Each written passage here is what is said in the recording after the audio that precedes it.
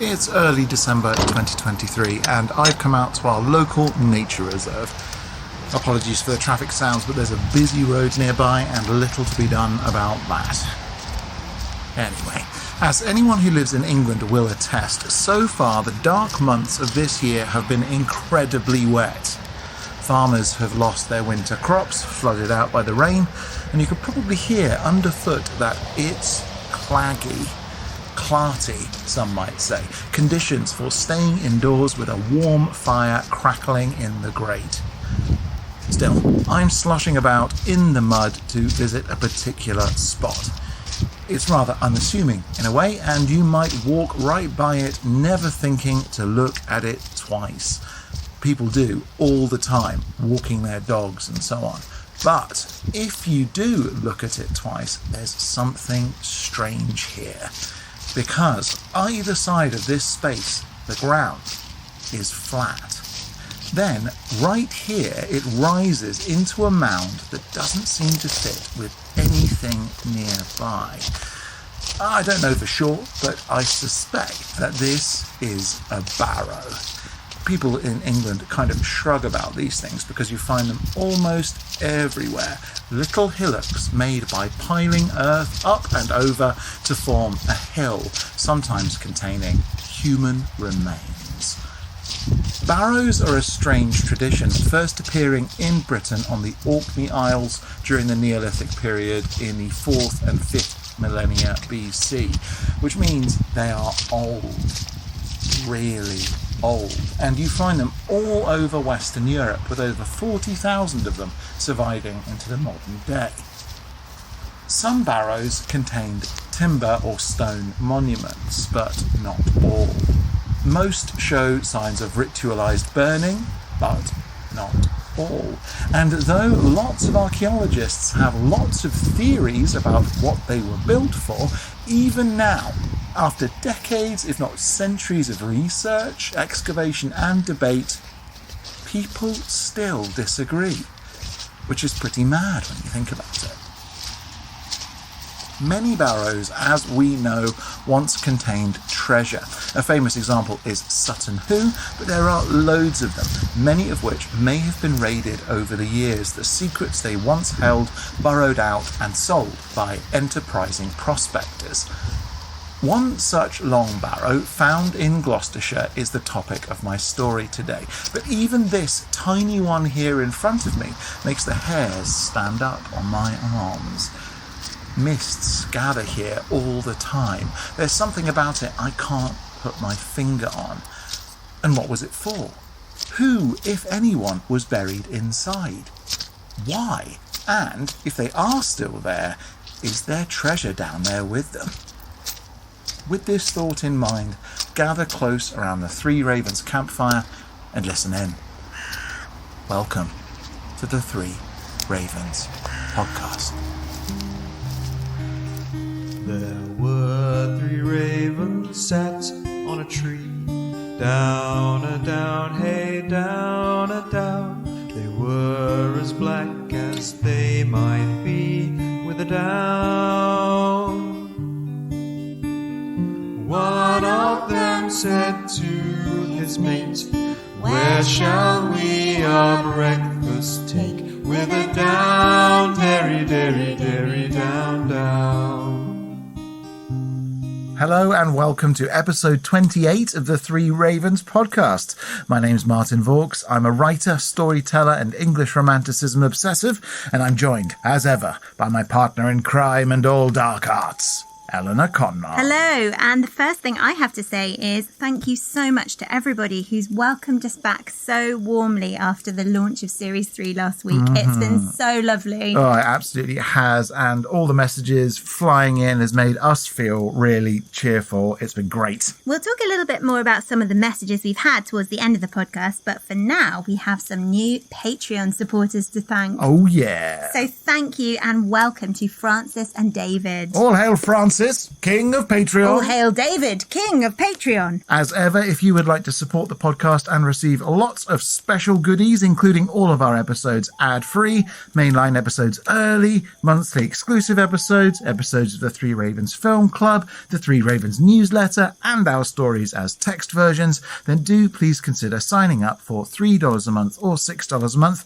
at patreon.com/3 Ravens podcast. Likewise, if you have your own folklore to share, information about local sites of interest, cryptids, ghosts and creatures from your area, stories or folky anecdotes, do please send them through to us via email at 3ravenspodcast@gmail.com. We're also running our first ever Three Ravens microfiction competition, where we're inviting folky stories of up to 1,000 words, which we will then read in a special future episode. So please type something up, craft it nicely, and send it through to that same address, 3ravenspodcast@gmail.com. Thank you to Sophie, who's sent through an entry already. Whoa. Very exciting. Really looking forward to reading it. And thank you also to everyone in the Three Ravens Facebook group who's been gronking away in a most glorious fashion, from making Three Ravens Christmas tree decorations to sharing original artwork and lore around Krampusnacht. You guys are the best. It's such a lovely place to visit. So if you're on Facebook and like Three Ravens, join the Three Ravens podcast group and share stuff, chat, enjoy one another's brilliance. And of course, if you have 5 minutes, do please review Three Ravens on your favoured podcast service. iTunes, Apple Podcasts, Spotify, wherever it may be. Drop some stars, give us a thumbs up, write a review, and we will read it out at the end of our next episode. Right then, Martin. Enough idle chit-chat. Down to business. Okay, yes. So this episode is coming out on Monday, December 11th, which is, I've got to say, not a terribly special day in its own right. I mean, there's got to be something. There's always something. Well, there is. It's Old St. Andrew's Day, which used to be a lace maker's holiday where female lace makers would dress in men's clothes and get merry by drinking elderberry wine. Well, I've just been doing some sewing, so I know what I'm doing later. Pass me your trousers. Old St. Andrew's Day, totally a thing. Well, yeah, only it's Old St. Andrew's Day, so before the calendar changed.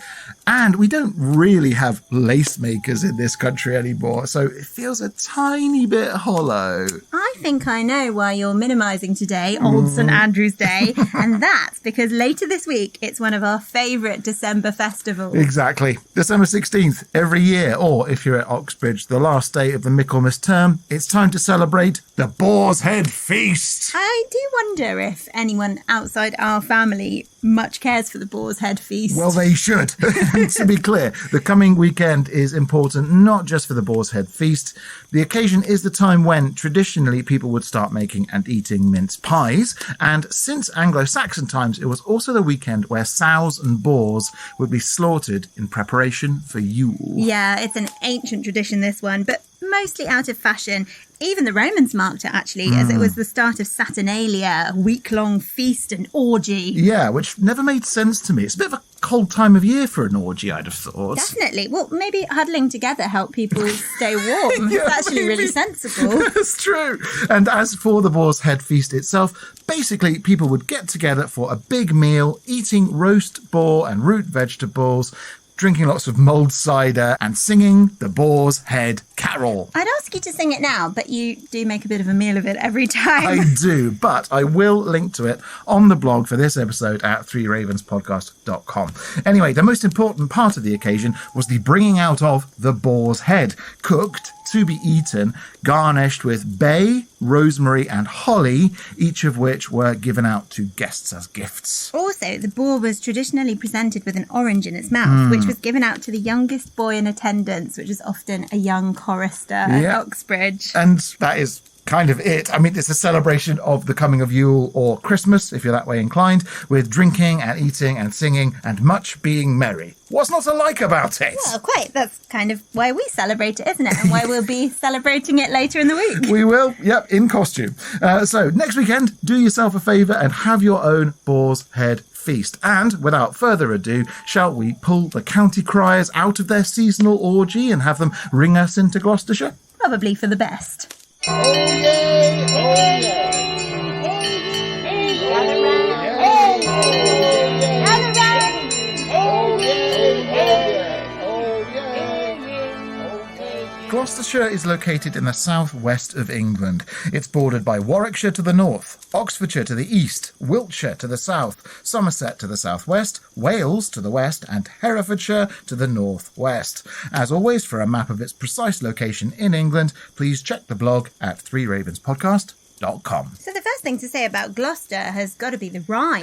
It's famous and it's old, and it goes like this. Dr. Foster went to Gloucester in a shower of rain. He stepped in a puddle right up to his middle and never went there again. It's an absolute classic, and thought to relate either to Dr. Foster, an emissary of Archbishop Laud, who served under Charles I, who was blocked from reaching Gloucester when the River Severn flooded, or maybe it's said to relate to the play Dr. Faustus by Christopher Marlowe, who, as you know better than most, tries to cross a river on a horse made of straw, but doesn't have much luck with it. Whoa, so the rhyme is really old then. Yeah, maybe, and it's possibly even medieval. But it did reveal one useful Gloucestershire fact, which is that the county is bisected, so cut in half, by the River Severn. The Severn being the river that starts at the Bristol Channel at the southern border of Wales, where it connects to England. Yeah. Get me geographizing. I know, right? It's almost like this whole process has taught us things. Anyway,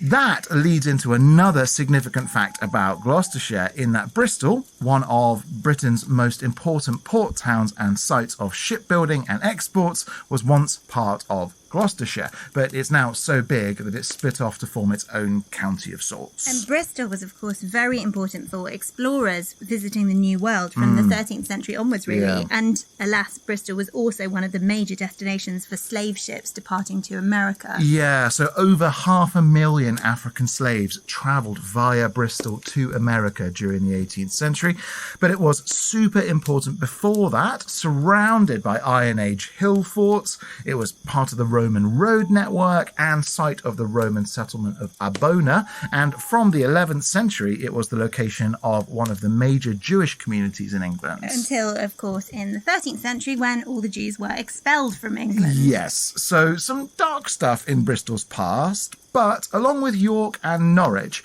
by the 14th century, Bristol was one of England's 3 largest medieval towns outside London. It was then a centre of the anti-slavery movement and home to John and Charles Wesley afterwards. The famous Methodists, and in Charles's case, one of England's greatest hymn writers. Yeah, exactly. Absolute bangers from Charles Wesley. Definitely. And it was from Bristol that William Wilberforce began his abolitionary campaign, which he took to Parliament, which, that ultimately led to the end of the dreadful chapter of slavery in English history. Alexander Kingdom Brunel as well. He built some important things in Bristol. Yeah, he designed the Great Western Railway, connecting Bristol to London Paddington, as well as the Clifton Suspension Bridge. And although Bristol was heavily damaged during World War II, it remains an amazing city for traditional English and some Gothic architecture. It still has bits of its Norman castle, and along with Bath and Cardiff in Wales, it forms a bit of a trinity of cities, all close by and all very much worth visiting. So Bristol aside, well, literally now as it's split off, but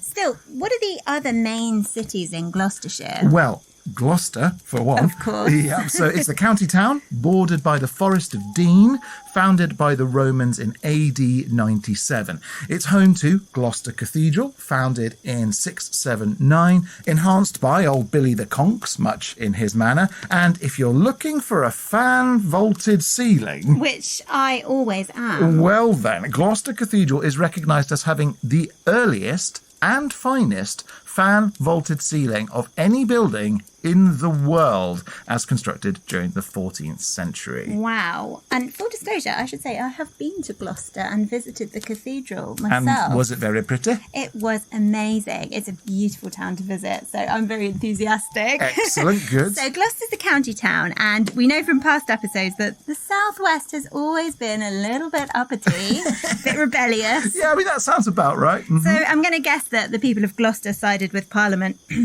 the right side, against the crown during the Civil War.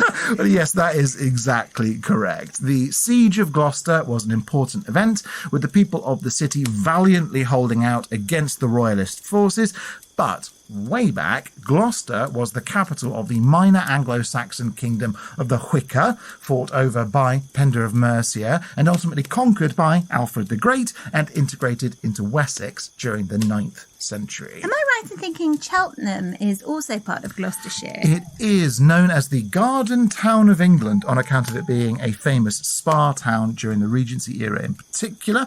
Cheltenham is home to loads of festivals, including the Cheltenham Literature Festival, as well as many others. And like Bath, it has its own mineral springs. Plus, nearby, there's Chedworth Roman Villa, site of one of the largest Roman villas in all of Britain. Wow, so I'm getting the sense that Gloucestershire has quite a mix of industry and beauty. Yeah, definitely. And in terms of the industry point, it's lucky that Bristol had coal near the surface. So that really helped with the Industrial Revolution development of Bristol and Gloucestershire. The county also includes part of the Cotswolds, though, an area of outstanding natural beauty we have chatted about before in our Oxfordshire and Warwickshire episodes, with the official capital of the Cotswolds being in Gloucestershire at Cirencester. Also a Roman town, right? Yes, and a famous one, known even in Rome and ancient Greece. Ptolemy wrote about it, for example, back in 150 AD, and the Roman Museum there is amazing. Before we get much deeper in, I've got to ask, is there a Gloucestershire county motto? Oh, there sure is, and a good one. Prorsum semper, which is Latin, as you might expect, translating as ever forward. Well, that is pretty strong. Gloucestershire, they're radiating progress, and it doesn't care who knows it. Yeah, indeed. And though the county does have quite an interesting Roman and Iron Age past, it really grew to power in the Middle Ages, containing several very wealthy monasteries, including Tewkesbury, Gloucester, Hales and Cirencester, becoming at that time the third largest county in England. Oh, I had no idea. But I'm guessing it's smaller now because Bristol's its own thing. Yeah, pretty much. I mean, there's been lots of chopping and changing of county lines for Gloucestershire over the years. For example, between 1974 and 1996, there was another county carved out to the west and south called Avon, but that was then abolished. And it would be wrong to talk about Gloucestershire without giving time to the Wye Valley as well, which is this amazing natural valley lined with a dazzling variety of wildflowers, particularly daffodils in spring, as well as orchards and ancient woodlands. It does flood, sometimes pretty seriously, but it is mega beautiful. Excellent. And so maybe an obvious question, but a Three Ravens classic. How does Gloucestershire rate when it comes to castles? Oh, it's a good one for castles. You've got St Brivel's, which is a moated Norman castle. Berkeley Castle, which dates from the 12th century, famous as the place where Edward II was put to death. Sudley Castle, where Henry VIII's wife Catherine Parr is buried. Chepstow, which is a proper romantic castle on a cliff top. And Goodrich, which overlooks the Wye Valley and is a real must-see castle. Got to say about Edward II, he was the King of England who was executed by having a red-hot poker stuck, well, where the sun doesn't shine. Indeed he was, at the orders of Queen Isabella. And it's actually said that his ghost haunts Berkeley Castle where he died, particularly his screams, which can be heard echoing through the castle. Understandable, it's a horrid way to go. Indeed it is. It's also said that Sudley is a haunted castle too, by, depending on who you ask, either the ghost of Catherine Parr or her servant, who people call Janet, both of whom are said to be regularly witnessed about the castle grounds, up to spooky businesses. I feel like we should definitely take a ghostly pit stop there. Are there any other notably haunted places in Gloucestershire? Oh, heck yes there are. I mean, I mentioned St Brivel's a moment ago. That one is meant to be mega haunted, included by the ghost of a crying baby. Oh no, Yeah. That sounds like the worst possible ghost. I know, right? And there's also a different male ghost there who grabs people, particularly women. Okay, no, that's the worst possible ghost. He grabs them often by the throat. Oh no. Yeah, there's others there as well. There's the decommissioned prison, HMP Gloucester, and apparently that has a very active female ghost in particular, who, when the prison was active, used to terrorise the male inmates before the prison was closed. Ugh. And although I'm barely touching the sides when it comes to haunted places, but some of the pubs in Gloucestershire are genuinely famous for being haunted. Such as? I mean, you say famous, but I want to know if any ring any bells. Go on. Well, if that wasn't an intentional pun, then it's genuinely a bit uncanny. You may have heard of the Ancient Ram, allegedly the most haunted pub in England. I have heard of the Ancient Ram, although I didn't know it was in Gloucestershire. And it's the one where literally bells ring in the different bars, even though they're empty, isn't it? Exactly right. So it's located in Wootton under Edge and has a pretty dark reputation.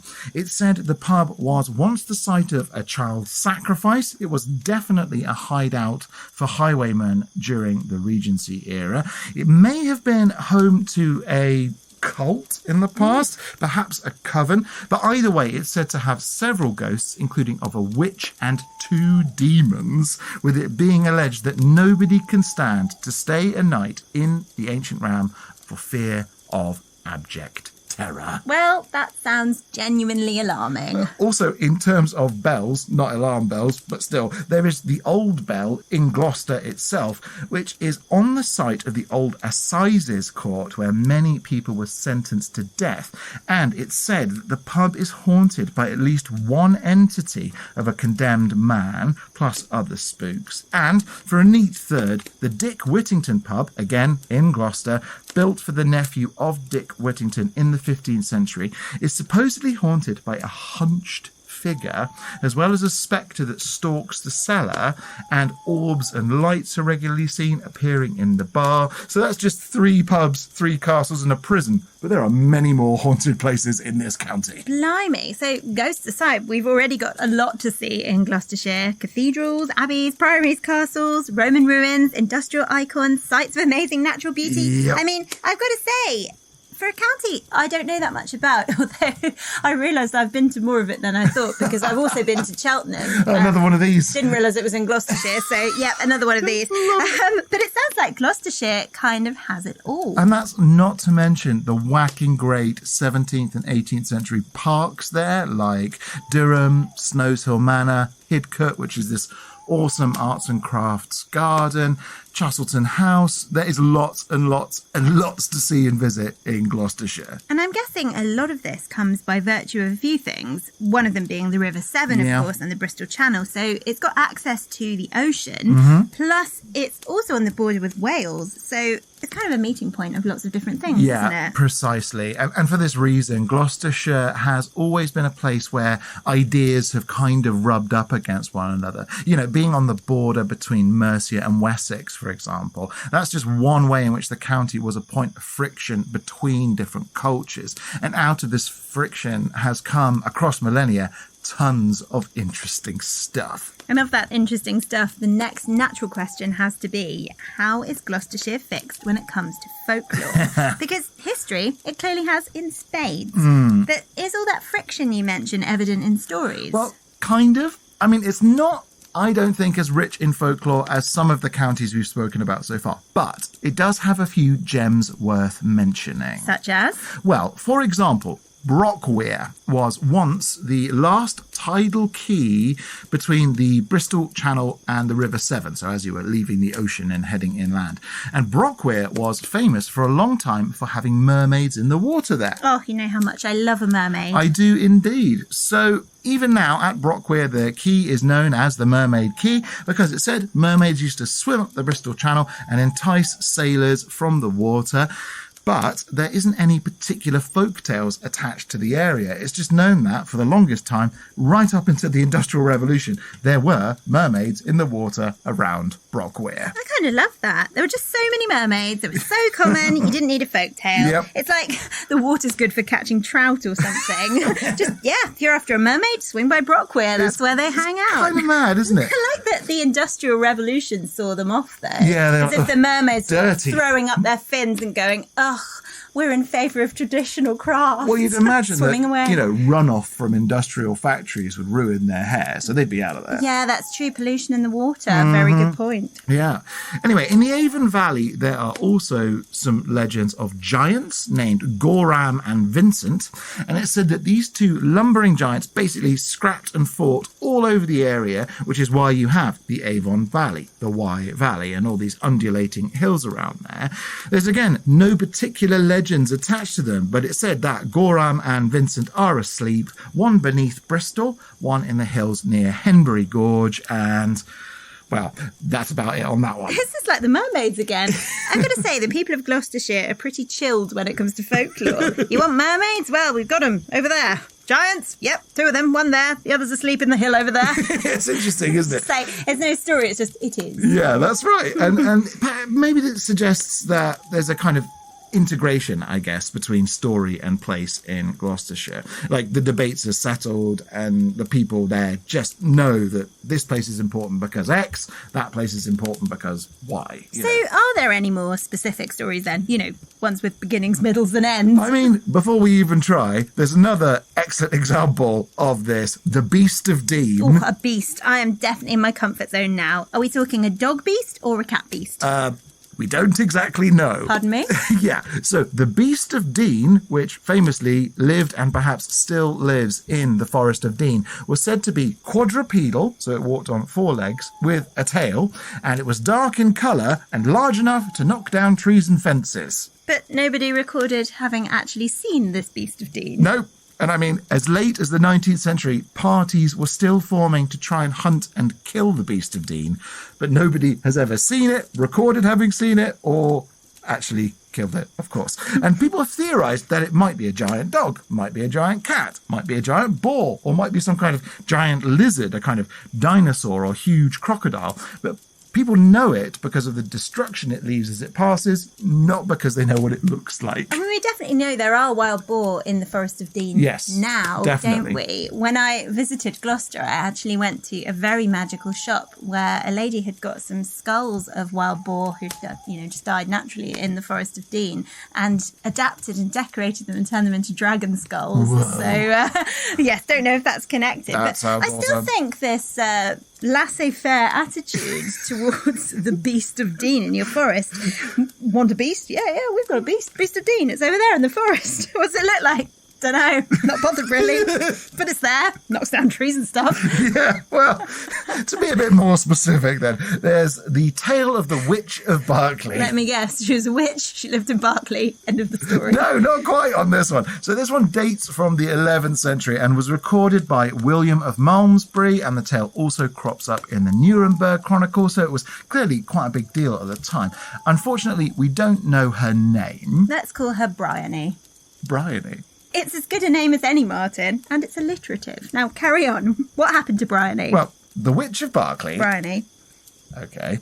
Bryony was a reputed wise woman known locally as a skilled healer with a pet jackdaw, or possibly a jackdaw familiar.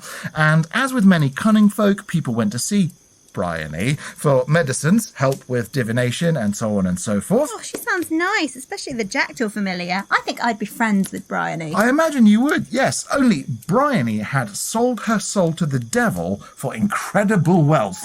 Oh, spaghettios. Yeah, so her jackdaw warned her that her time of death was near. So Bryony made plans for her demise. She ensured that once she died, her family would wrap her body up to protect it from the devil. So she needed to be buried naked, covered in an elk hide, bound 3 times in iron chains, and then her body needed to be sealed inside a heavy stone coffin.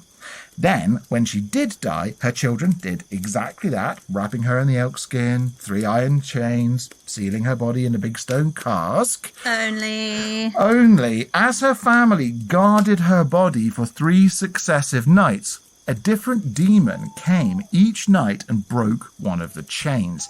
They knew this because each night they heard the demons in the stone crypt and would open it to find a new chain broken.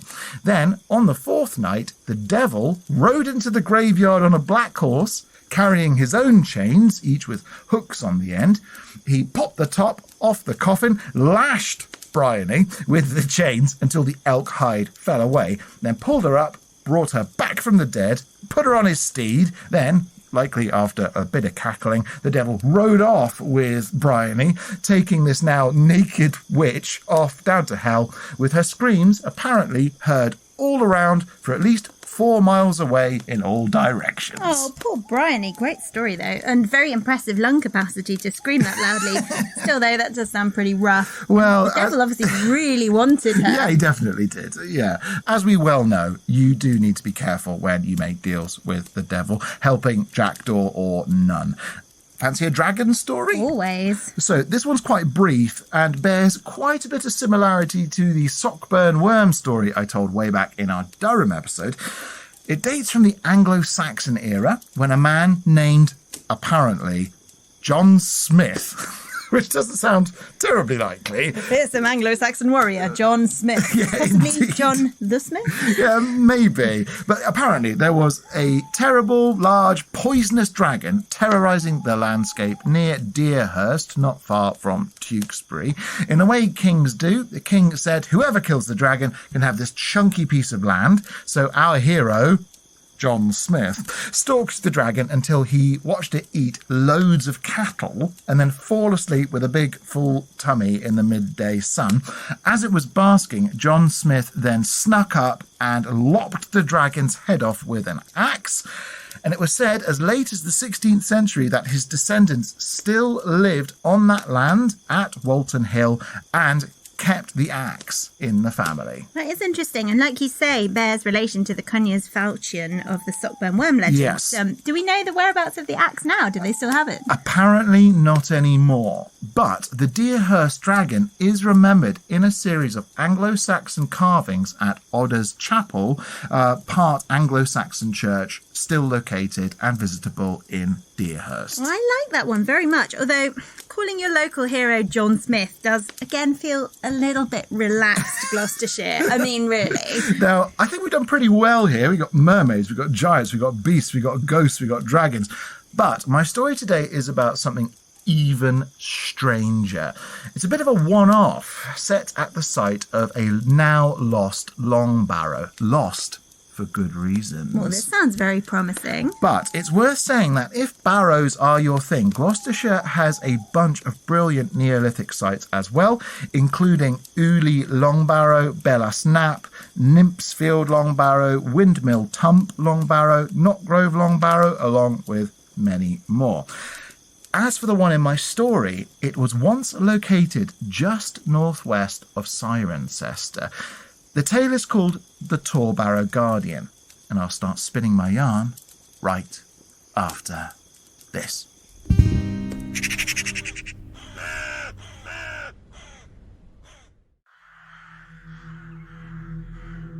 Ah, my lovely, I'm an old man now and shan't be digging no more holes. I do still have the letter, and since you ask, I'll speak on it one last time. For the venturing of me and Groves and Dr. Parsons into Tarbarrow was the strangest event of my life. Besides, soon I shall be dead, and if you don't speak it on thereafter, then the tale will die with me, sure enough. Oh, now, chin up. Your pestering to hear it one more time gives me no pain. You were like to hear it ever since you came up no taller than my knee. Besides, safe sitting here in this chair and going to bed each night after saying my prayers and gumming on what gipping straps your dear mother gives me, I have little else to do. So, may this telling make you smile and quake in terror as it did when you was young, and as it has all manner of person for many a year. Put another log on the fire then, lean in close. There now, I shall begin. It was the year 1685, which I remember on account of Monmouth's rebellion. I wasn't the sort to be caught up in such nonsense, never being a fighting man. Rather, I was a good worker and put my hand to labour as God would have it through all my days until then. So it was that I and my good friend Groves, who were a layman such as myself, though older, may he rest in peace, well, we were hired to dig at Colton's field. There were good gravel there, you see, all about the great mound folk knew as Torbarrow, though they speak less of it these days. It was a famous spot betimes, for atop that knoll, itself standing 16 feet above ground, were gallows made in the civil wars. Many traitors and scoundrels danced the hempen jig at Torbarrow, and it was said, though planted up with beech trees since, that the mangy place was haunted by all manner of wandering souls and spirits of the damned. Those were cold days when we were set to dig there, the ground going harder each passing moment by the workings of Jack Frost and his sprites. The labour was slow, but Groves and I set to it, digging at the ground with shovel and pick, making a pit almost a furlong in size all about that eerie mound.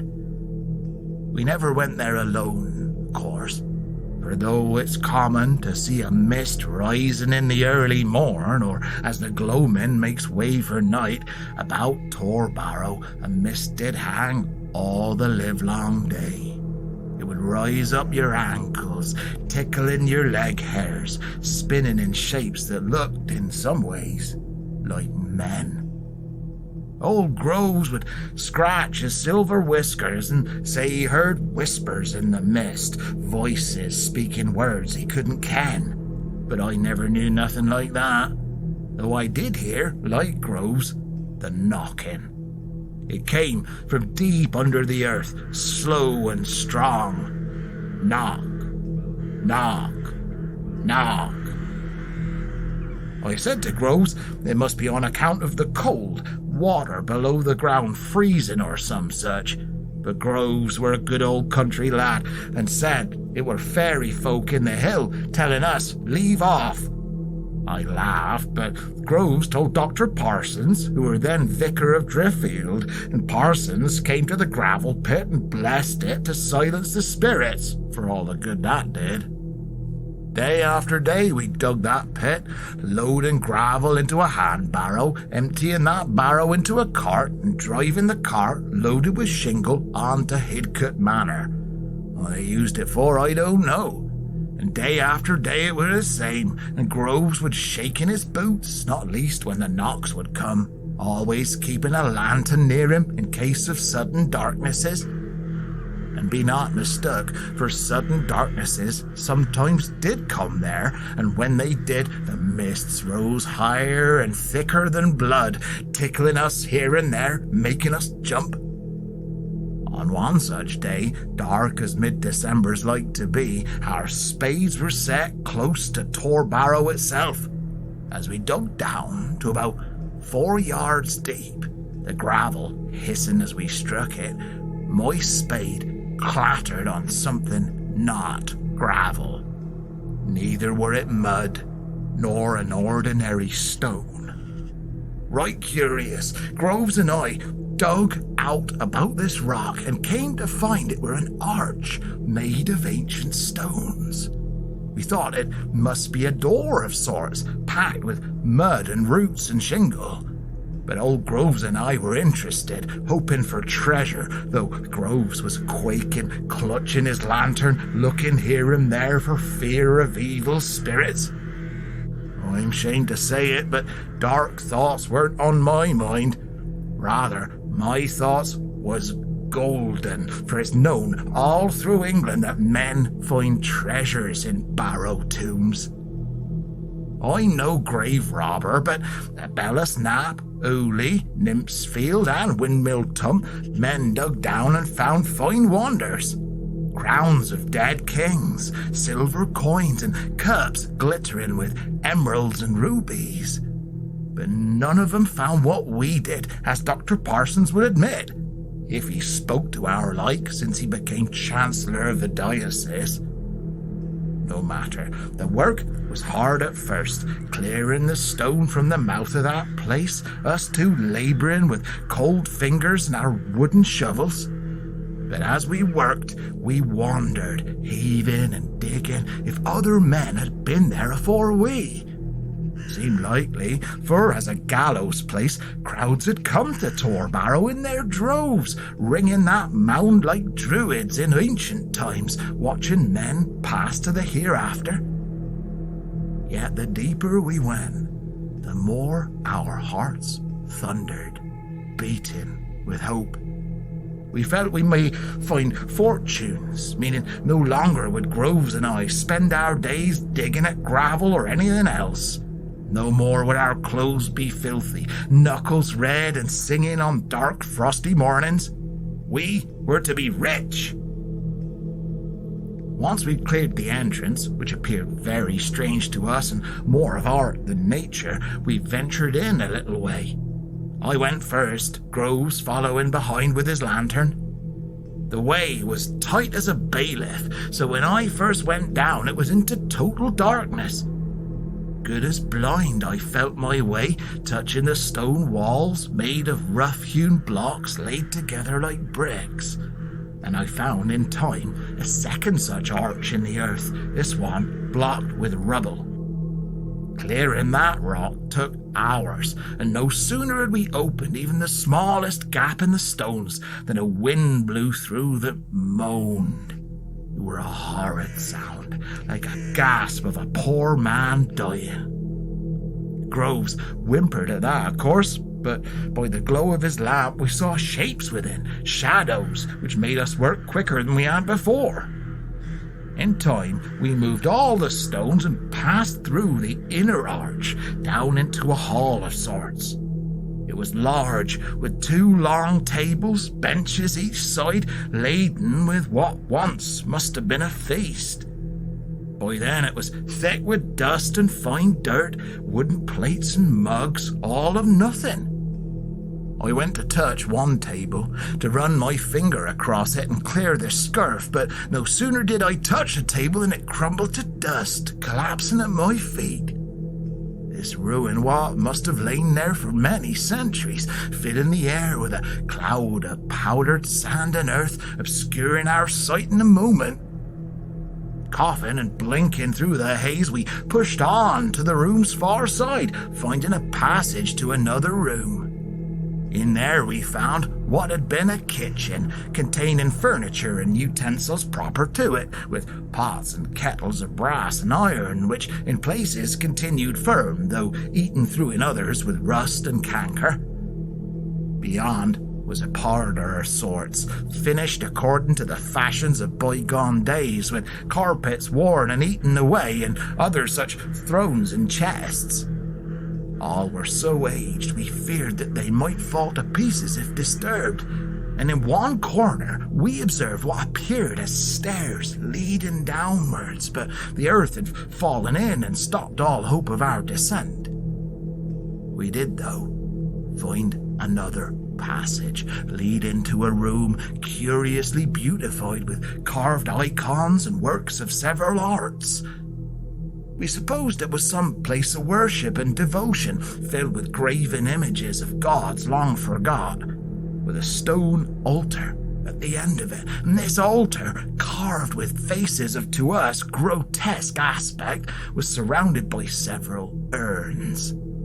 Greedy, we searched these, finding in most only ashes, though in a few we found coins and medals of gold, silver, and brass, some with inscriptions we could not read, bearing heads of emperors, gods, and kings. With these we filled our pockets. As we did so, behind the altar, where once had hung some great work of tapestry long decayed, we spied, to our astonishment, a door. It had been latched strongly with iron, but the wood, being rotten, proved no barrier. I put my shoulder to it, heaved, and with a little force it fell to pieces, revealing behind an earthen stair leading down. Though I tell you now, it were not to darkness it led, but light, golden blue and shining, glinting at the foot of the steps. This, we thought, was surely impossible, a light deep in darkness that had stood since afore the Conqueror came to England. At the sight of it, Groves was terrified, shocked, pale as death. His white hair and whiskers all but stood on end with fear. He started saying his prayers as a murmur, telling me we'd found the lights of a fairy hall and were set to be cursed, for we'd travelled to their kingdom uninvited. Well, I chuckled at him, which mayhaps I should have not, but he would go no further, and neither would he part with his lantern. Thusly, alone, I descended, slow and quiet, step after step, down and down, toward that mysterious light. I thought it wise not to rush, and so it proved. Holding my breath as I neared the bottom, I sought to peek only into the room. And when I did, to my great astonishment, I saw a wide pit had been dug, filled with what most folk call quicksilver, others mercury, though much of what had once been in that pool had long since drained away. I held my breath, seeing the pit was square, though in the middle was a raised island bearing a tomb of stone, sealed and still. And over this tomb stood the image of a man in full proportion, gripping a great truncheon in his hand, and a light above him burned, held in a ball of glass, turning and turning, bathing that place in that eternal glow of golden blue.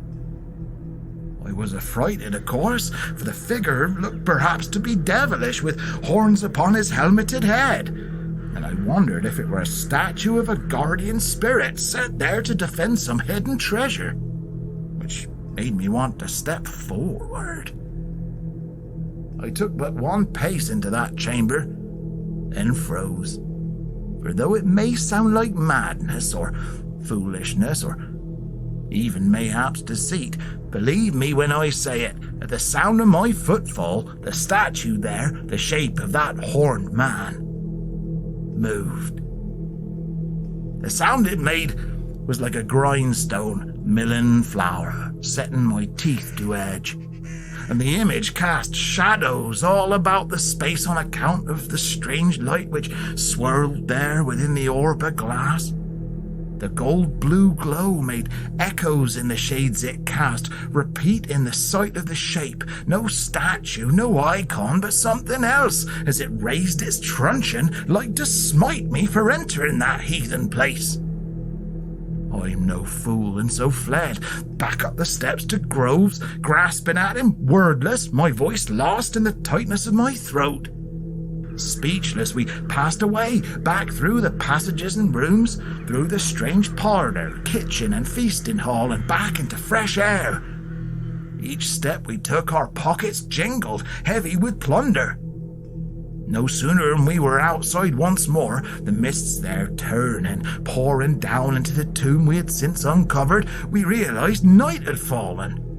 I remarked on it when Groves set about emptying his pockets of the coins and medals he'd taken. I asked him why, and he said such things were cursed, all without my even mentioning the strange guardian I'd laid eyes upon. I don't recall exactly what I said to Groves, but I did shake him by the shoulders of his jacket and use speech rougher than I ought have, not least to one older than I. But I gave him instructions to calm his nerves and gather his wits, though he wouldn't listen. "God will forsake us," he said, looking not like a man of 80 years and more like a frightened child. So it was that I decided to stay and guard our discovery, and sent Groves to go, by the horse and cart, to Cirencester to fetch Dr. Parsons. I did so in part for Parsons was a vicar and might save Groves from his panic with holy words, but also for Dr. Parsons was an antiquarian of some renown, learned in Latin and other ancient tongues. This, of course, left me alone there, stood by Torbarrow, the sun down and mist turning all about. It was a clear night, bitter cold with a light breeze. From on high the stars shone down and the moon began to glow, and weren't I stood where I was, I might have called it pretty. But pretty it was not, and I recall standing, breathing slow, hearing the wind in the beech trees rattling like wheezing lungs. Moreover, as I looked about me at the shifting vapours, I saw what I thought was eyes looking up at me, glinting and hungry for my soul. It was nothing of the sort, of course, but rather the coins groves had dropped, reflecting the lights of the heavens back at me. So I gathered up all that treasure, taking time about it to distract myself from gloomy thoughts. For it felt as if phantasms moved in that mist, or the shadows of the trees might stop in their gentle, wind-driven dance to birth a revenant, one to come to me and recall its own hanging, seeking absolution for past crimes. As I waited, listening for the sound of the horse and cart's return, I then heard a noise most unnatural, echoing up from deep within the earth. It were that familiar sound, that old sound, ancient, with new meaning to me then. It boomed out. Knock, knock, knock. I thought again of that devilish shape below, the stone guardian of the tomb, wielding his fearsome club. The relief then came in the click of Groves' tongue as he drove the horse's cart. Along with him was Dr. Parsons, carrying his own lantern, full of excitement at our discovery. "Come along then," he said as he approached. "Show me what you found." And so we did, leading the vicar down out of the night's darkness and into the heavy shadows below.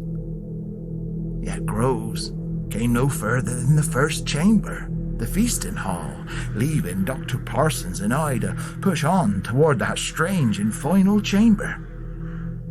Being alone again with the vicar gave me time in whispered tones to explain to him what I'd seen below. I spoke first of the ever-burning lantern, saying it seemed a miracle, for no fire should burn for hundreds of years untended. I'll never forget his reply, not least for I had him repeat it in parts.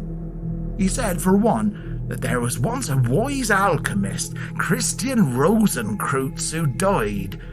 Only then, about his crypt was built a temple special to his own design.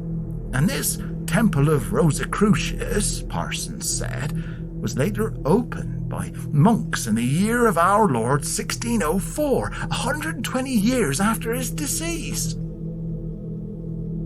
Parsons said that within were found, beside other mysterious articles, lamps of special and peculiar construction, sepulchral lamps, he said, ever burning with brilliance. Yet he said this was no rarity in the Middle Ages, though the destroying hands of the Goth and the Vandal had left few ancient tombs for modern folk then to explore. Though in 1540, in a catacomb in the Appian Way at Rome, supposed to be that of Tulliola, the daughter of Cicero, was just such another ever-burning lantern found. She died 44 years before the birth of Christ, Parsons said, yet the lamp within her tomb had burned over 1,500 years. As we walked on, the vicar spoke of theories of such ever-burning flames, of a divine afflatus, he called it, a portion of the Spirit of God, of electrical methods exhibited by Zoroastrian magi. He spoke of the immolation of salamander's wool, the holy fire of Nehemia, the ever-burning flame of Trivandrum as written about by some abbot. On and on he went, and I could see his ardour at the notion he may himself study the truth behind an arcane mystery such as the flame behind that ball of glass. A miracle imitated is not a second miracle, he said. I'll always remember that. A miracle imitated is not a second miracle. Those words, they gave me courage, for if a country vicar could hope to explain the secrets of that tomb, then the things within could not be devilish or worthy to fear, but things out of nature, things to know and tame and master, and not miracles at all. When we reached the room with the altar and the urns and other such religious items, Dr. Parsons stopped still. He spied in an ancient tongue an inscription upon the altar top. It read something like, "Get ye hence, most wicked thieves. What do you desire with your rolling eyes? Get ye hence with your broad-hatted Mercury, carrying a wand with twisted snakes." I thought this but a riddle or a message of foreboding, but Dr. Parsons thought it of great import. Yet, as I told him, don't you wander over an engraving, for down these stairs are things of greater mystery, an ever-burning flame, and the guardian of the tomb below. So we descended once more into that crypt, observing that square pool, half filled with quicksilver, shining with the light of that blue-gold flame. With wonder and delight, Dr. Parsons viewed the room, holding a kerchief to his nose. Then I pointed to where the image stood, the man of stone with his horned head and his mighty truncheon raised. Dr. Parsons supposed the figure made by some great artist of past days, and when it set to move, he thought mayhaps it was as a water clock or similar, built to strike at certain times. Therefore, without any apprehension of danger, he went forward, and again the man of stone made as if to strike. I heard the same grinding, like a mill at work, and Parsons sought to inspect the glass there, so filled with flickering light. Yet the disharmonious sounds of the guardian's limbs moving grew and grew, for then not just the arm of the figure moved, but its whole form. Legs, waist, head all turned, twisting. Then, with great, thudding footsteps, the thing began to walk, advancing to Dr. Parsons at a quick and steady pace. As it moved, wading through the shimmering liquid silver, I saw the thing's face. Carved, though dirty by the grime of centuries, I saw its beard, its aspect, which was of a Roman general or ancient king, though its eyes were fixed, unmoving. About its chest I spied what looked as engraved icons and ensigns of martial honour, pinned, though carved, to fixed stone robes. "Remarkable," said Dr. Parson, as if there were no danger. But then I saw in the figure's other hand, the one not grasping the great stone truncheon, 2 heads, as if embalmed, dangling on twisted cords of ancient bronze, long decayed. The heads there looked as if embalmed, for the flesh was shriveled up and looked like parchment scorched. They had long hair on their chins, one once being red of beard, the other black, though there was little time to make inspection. I dashed to Dr. Parsons, dragging him aside as the guardian processed, bearing down and striking with his truncheon on the spot where the vicar had just been stood. The stone of the floor there was cracked, splintered, while the figure's club appeared untouched. I saw this as the demon again raised its weapon up and behind it, as if preparing to strike again. And as it did, it struck the orb of glass, casting all the room in blackness dark as pitch. I screamed then, I know, as did the vicar. I grasped my companion, backing away towards the nearby wall. Still, on the grinding went, stone on stone, sliding. And crashing footsteps sounded, all amidst the noise of quicksilver splashing, washing about in great unseen waves. Hastily I pulled Parson about the walls and to the door, seeing atop the stairs a light there, bobbing and glowing bright. It were Groves, come near after hearing our screams, though our anguish was far from over. We ran up the earthen steps, but the danger followed us.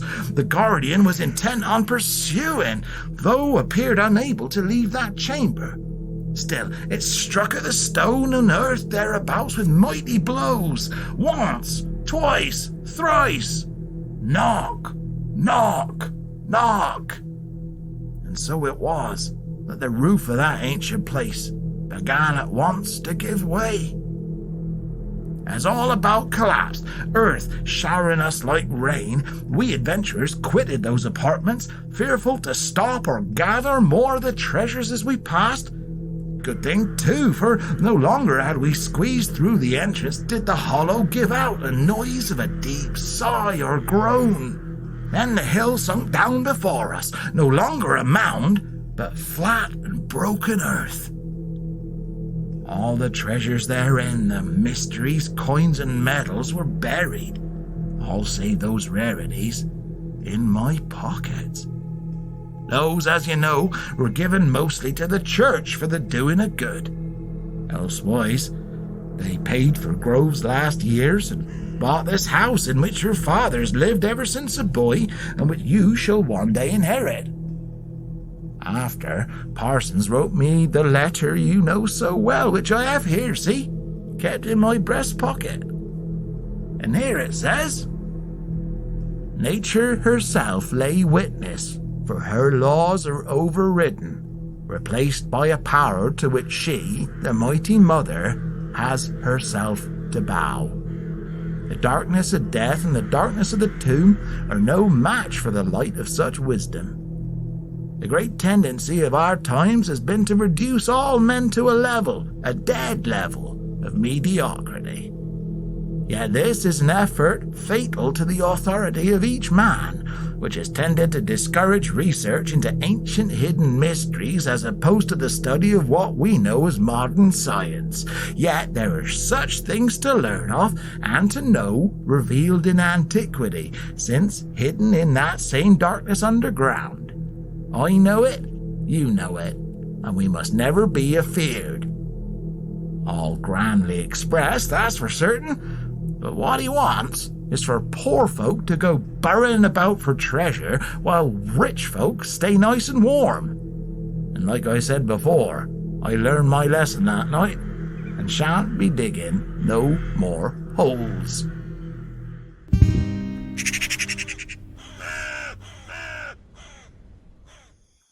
Okay, hold on. Are you telling me there was a stone automaton found buried underground in a long barrow near Cirencester? Well, apparently so. Come on, pull the other one. Well, I'm only telling the tale because it was pretty well recorded at the time. The dates in my story are accurate. This happened in the 17th century. There's the reports from the time. They were reproduced several times, locally and in London. But evidence? Well, there is some evidence in the form of some of the coins and medals which do survive and can be seen in Cirencester Museum. What's tricky and annoying is that despite people looking for this allegedly collapsed long barrow, which used to be a gallows and therefore quite famous, nobody can seem to find it, and therefore nobody can excavate the site to see if there's anything else down there. That's rather convenient, I'd say. But putting the truth of the thing aside, the idea of a kind of, pre-Roman stone automaton? Very strange. It is. Of course, the idea of statues coming to life is a fairly common idea in folklore. We, of course, have Galatea, the statue made by Pygmalion, who is so beautiful he falls in love with her, and she's brought to life by the goddess Venus. We've got the golem. We've got, many stories of gargoyles or carvings coming to life from churches and in town centres. Uses the idea in The Winter's Tale with the statue or not statue of Hermione. It's in Oscar Wilde's The Happy Prince, and there's plenty of stories of people turned into statues, isn't there? We've got King Midas, obviously, and Medusa's snakes turn people into stone. Indeed. With this one, though, it's so interesting to me that these local men and this priest reported such a bizarre occurrence. A cynical person might say that they just wanted to bring attention to the fact that they'd found some treasure in a long barrow to increase its value. But if so, what a strange story to invent. And what about the eternal flame? Is that part of their original report? It is. And again, there's lots of historical reports from all across Europe of types of ever-burning flames. The Rosicrucians were very interested in the idea, as were the Knights Templar and many an alchemist, as you might expect. Yeah, and I think that's sort of chemically possible at this time, to at least have a very long burning flame, or at least a flame that continues in a fixed atmosphere. Yeah, definitely. But you're always going to need oxygen, aren't you, for a fire to burn? Yeah, absolutely. But, I mean, it's interesting that they came up with it if it is all absolutely fraudulent. Yeah, it's a bizarre tale. How did, at that point in the 17th century, how did they think that the automaton was powered? I know.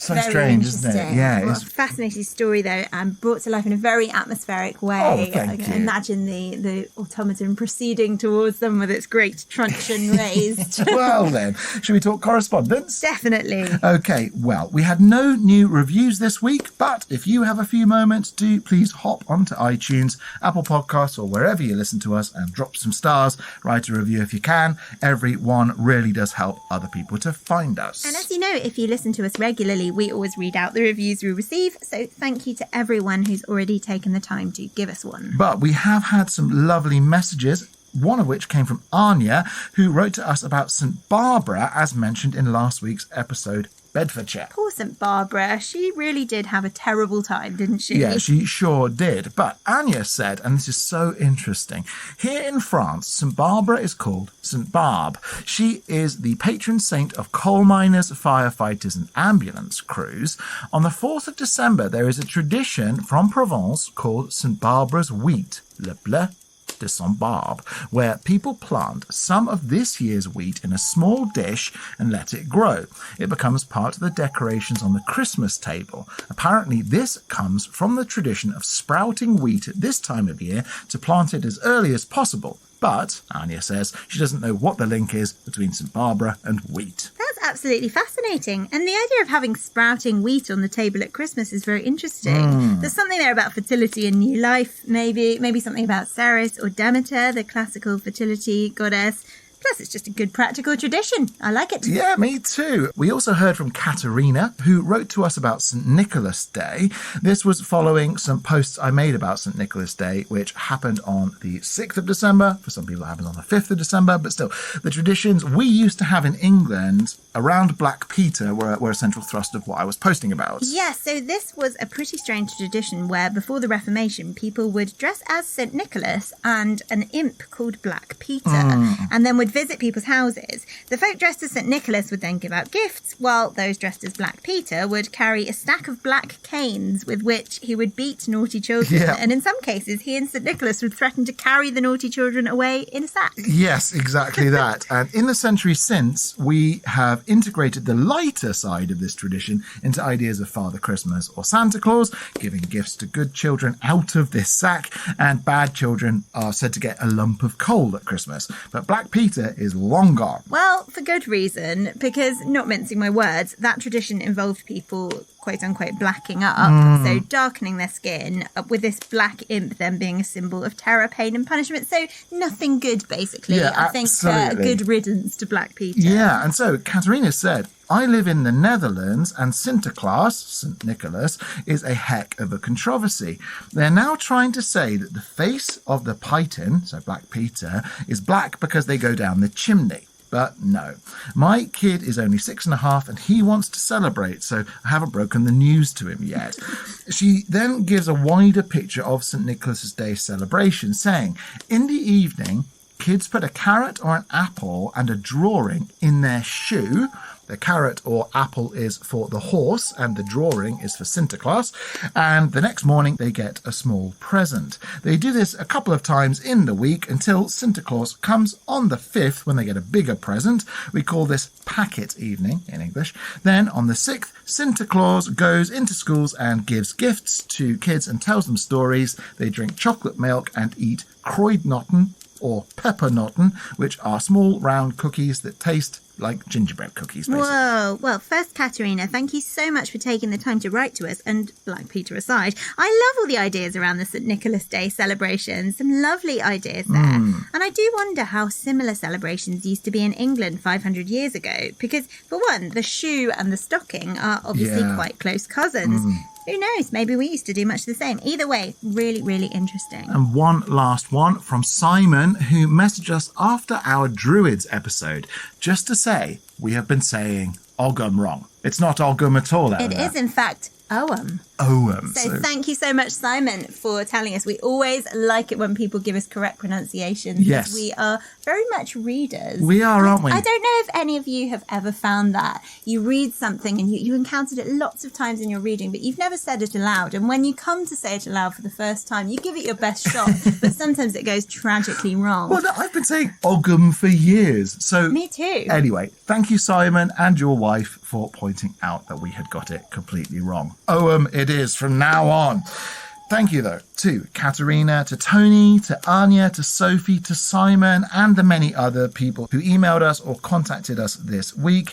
And as for our likers, commenters, and super sharers, special thank yous to Gary, Patty, Vivian, Linda, Donna, Eric, Louise, Helen, Debbie, Ruth, and Sabrina on Facebook, Hedging Remedies, Book Chat Weekly, Rufus Roughcut, Queen of the Meadowflowers, and Clarissa Johal on Instagram, and Cats and Jammer, Tay, Beth Torres, and Tamonga on Twitter /X/ whatever we're calling it now. And thanks, of course, to everyone who we haven't mentioned, especially some of our most kind and helpful supporters on social media. We said it before, but it bears repeating. We only grow because the Three Ravens community helps us grow, and we really appreciate everything everyone's doing to enable the podcast to reach new people. As ever, if you would like to support the podcast and receive lots of extra goodies, as well as all of our episodes ad-free, then please sign up to our Patreon for $3 a month or $6 a month at patreon.com/3 Ravens podcast. We have our December Patreon exclusive coming out on Thursday, which is all about Snow Queens, highly topical for the season. Yep. And for this week's Bestiary bonus episode, Martin is going to be talking all about the Krampus. Yeah, I mean, what better time of year to let a devilish goat monster out to run loose?